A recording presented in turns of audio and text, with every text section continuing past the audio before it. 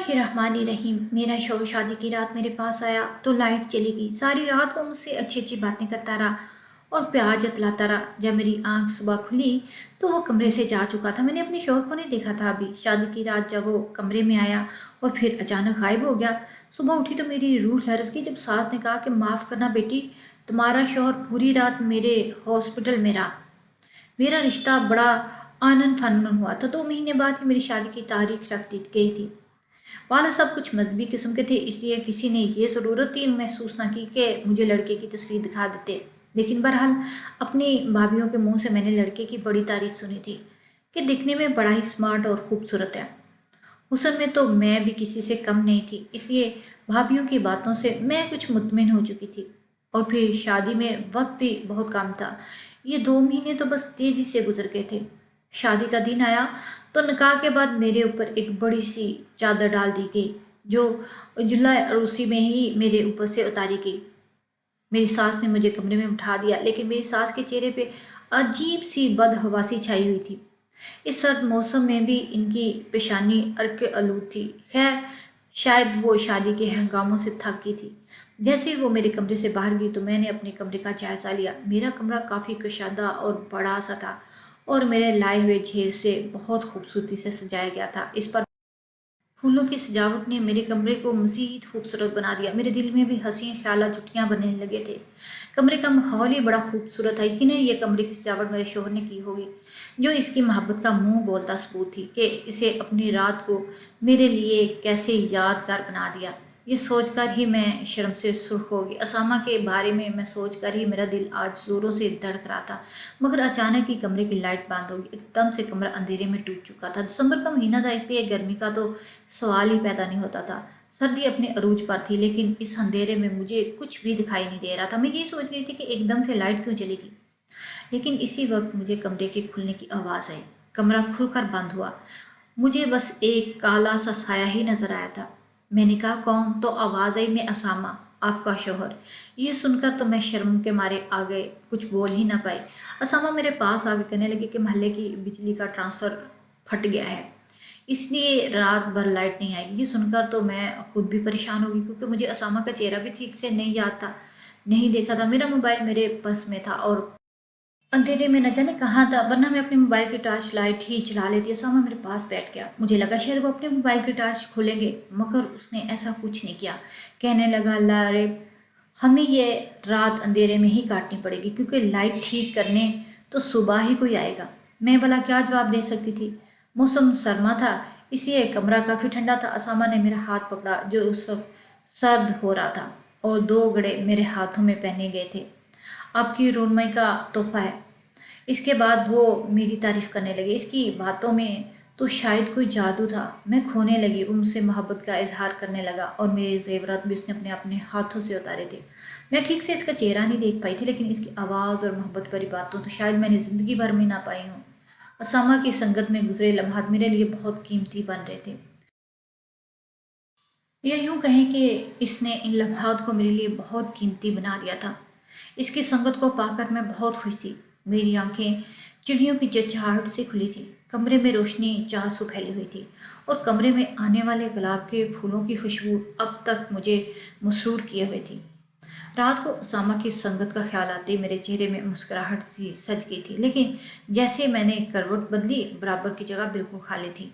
मैं यकदम से बैठ उठी कि क्या मैं काफ़ी देर तक सो रही थी। कितनी बुरी बात है कि ससुराल में पहला दिन है और मैं अब तक सोई पड़ी थी। यहाँ तक कि असामा भी उठकर जा चुके थे। मुझे शर्मिंदगी ने आन घेरा। असामा को चाहिए था कि वो मुझे जगा देते। मैंने ये सोचते हुए जब सामने घड़ी की तरफ नज़र दौड़ाई तो सुबह के 6:30 बज रहे थे। मुझे कुछ तशवीश सी होने लगी। ये ऐसा वक्त ना था कि असामा मेरे पास से उठकर चले जाते। बहरहाल मैंने अपने बालों को समेटा और जूड़े में मकीद किया। धीरे से कमरे का दरवाज़ा खोला तो पूरे लॉन्च में सन्नाटा था। मैं वापस अपने कमरे में आ गई, लेकिन मेरी आंखों से तो नींद जैसे गायब हो चुकी थी। असामा इतनी सुबह कहाँ गए थे? बहरहाल ससुराल में मेरी पहली सुबह थी। मैं यूं उठा उठाए बाहर नहीं जा सकती थी, इसलिए कमरे में बैठी असामा का ही इंतजार करती रही। 8 बजे के करीब मुझे सरगोशी की आवाज़ सुनाई देने लगी। मैं उठ के कमरे से बाहर निकली तो मेरी सास लॉन्च में बैठी हाँप रही थी। सर पर चादर ओढ़ी रखी थी, जैसे अभी कहीं से आई हो। मुझे देखकर बस हल्का सा मुस्कुराई, कहने लगी, आओ राबिल बेटा, मेरे पास आकर बैठो। मैं धीरे से चलती हुई इसके पास जाकर बैठ गई। कहने लगी, मेरी तबीयत अचानक ख़राब हो गई थी, इसलिए असामा मुझे डॉक्टर के पास ले गया था। ये सुनकर मैं समझ गई कि असामा मेरे कमरे में क्यों नहीं आए थे, लेकिन अपनी सास की अगली बात ने तो मेरे होश ही उड़ा के रख दिए थे। कहने लगी, राबिल बेटा, मैं बहुत शर्मिंदा हूँ तुमसे। असल में जब रात को तुम्हारे कमरे में बैठकर तुम्हें बाहर निकली तो मेरी तबीयत बिगड़ गई थी, इसलिए असामा मुझे फ़ौरन हॉस्पिटल ले गया।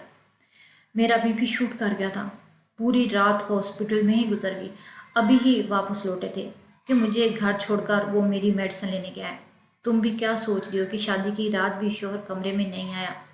अपनी सास की बात सुनकर मेरे दिमाग में तो धमाके होने लगे थे। अगर असामा हॉस्पिटल में था तो फिर रात को मेरे साथ कमरे में कौन था? मेरा दिल यूं था कि धड़कना भूल गया हो। मुझे बड़ी जोर का चक्कर आ गया। मुझे लगा मारे परेशानी के मेरा दम घुट जाएगा। मैंने किसके साथ रात बिताई थी? कौन था वो शख्स जो सामा का नाम लेकर मेरे साथ इतना बड़ा और घिनौना खेल खेल चुका था? मुझे लगा मैं चकरा के गिर जाऊंगी।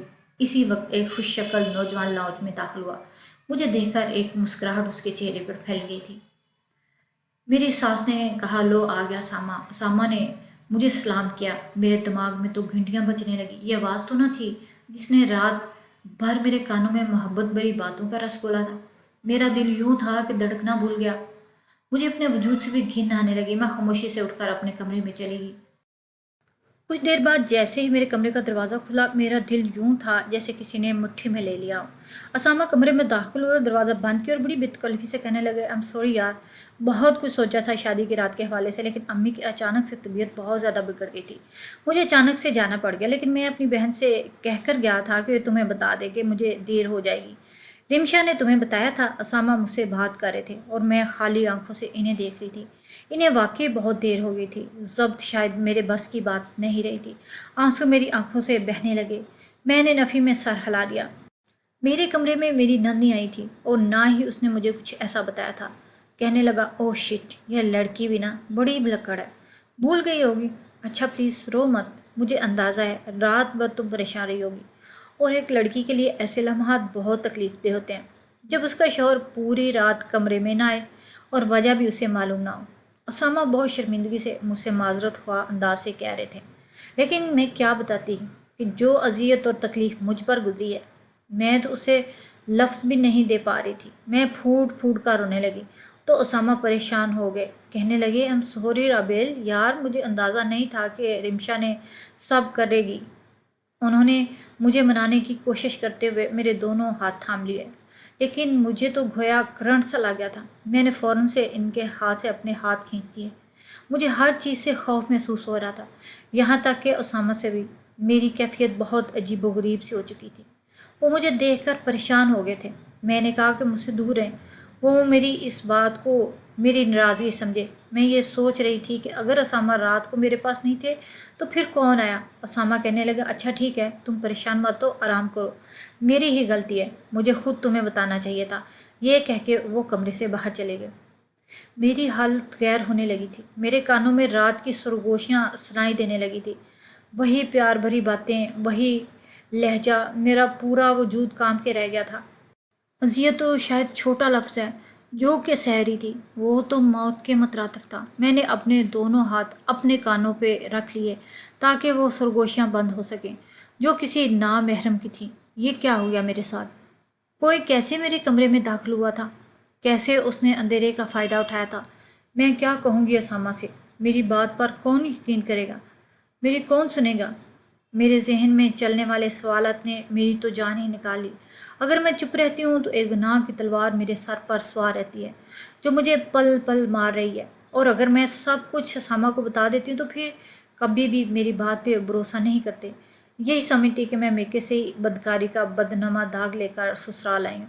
मैं किसी बुरे अजाब में मुब्तला हो चुकी थी और एक बात का भी मेरे सर पे खौफ तारी था। असामा जब भी मेरे पास आते इस बात को भी जान जाते कि मैं कुंवारी नहीं हूँ। मेरा किरदार मशकूक होकर रह गया था। आखिर वो कौन था जिसने एक ही रात में मुझसे मेरे जीने का हक छीन लिया था? मैंने अपने बालों को अपनी मुट्ठी में जकड़ लिया था। میں روئے جا رہی تھی۔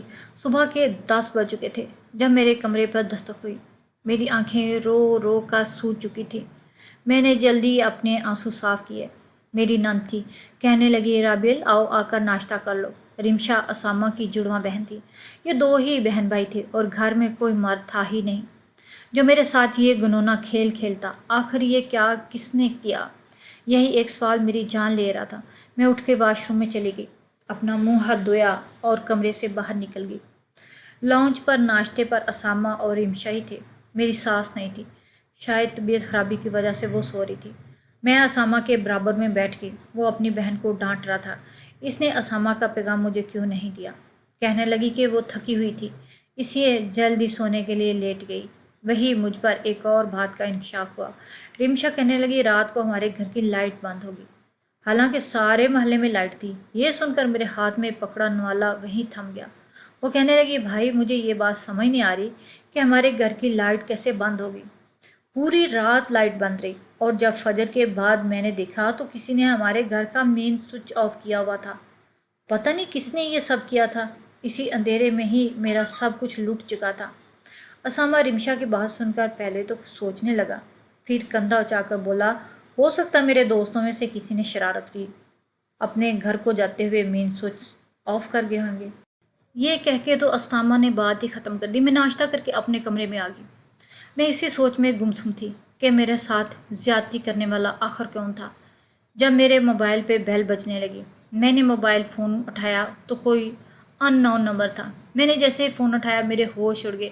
وہ وہی شخص تھا۔ کہنے لگا کیسی ہو رابل؟ اس کی آواز سن کر میرے ہاتھ سے فون گرتے گرتے بجا۔ اس کے پاس میرا نمبر بھی تھا۔ کون تھا وہ؟ میں بے حد گھبرا گئی تھی۔ میں نے جھنجھلاتے ہوئے پوچھا کون ہو تم؟ میری بات سن کر ایک فلک شفاق کہکا گونجا تھا۔ کہنے لگا آپ بھی یہ پوچھ رہی ہیں کہ میں کون ہوں؟ گزشتہ رات بھول گئی ہو کیا؟ ہائے مجھے تو وہ لمحات ابھی کوئی حسین خواب لگ رہے ہیں۔ کہو تو کل کی ملاقات آج پھر سے دہراؤں؟ یہ بات سن کر میرے کانوں میں سیٹیاں سی بجنے لگی تھیں۔ میں نے کہا تم ہو کون؟ تم نے میرے ساتھ یہ سب کیوں کیا؟ میری بات پر وہ پھر ہنسنے لگا۔ کہنے لگا تمہیں دلہن کے روپ میں دیکھا تو میں پاگل ہی ہو گیا تھا، اس لیے مجھ سے تو رہا نہیں گیا۔ اس قسم کی باتیں میں مزید سننا نہیں چاہتی تھی، اس لیے میں نے فوراً سے فون بند کر دیا۔ کون ہو سکتا ہے یہ شخص جسے میرا نمبر تک معلوم تھا؟ کتنی بے ہودگی سے وہ اپنے گناہ کا اعتراف بھی کر رہا تھا۔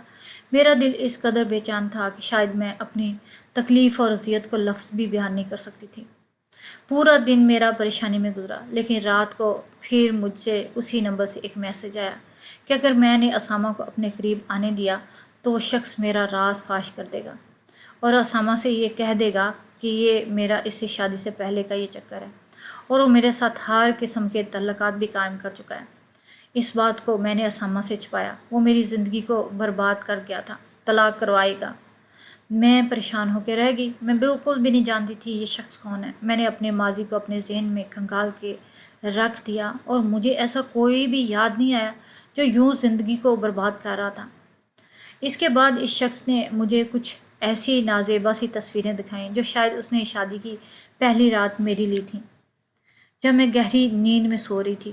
اسے دیکھ کر تو میرے ہوش ہی اڑ گئے تھے۔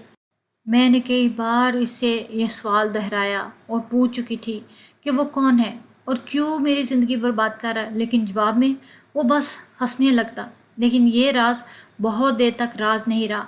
اسامہ جب بھی رات کو میرے قریب آنے کی کوشش کرتا، میں کسی نہ کسی بہانے اسے اپنے سے دور کر دیتی، لیکن ظاہر ہے وہ میرا شوہر تھا، کب تک مجھ سے دور رہ سکتا تھا؟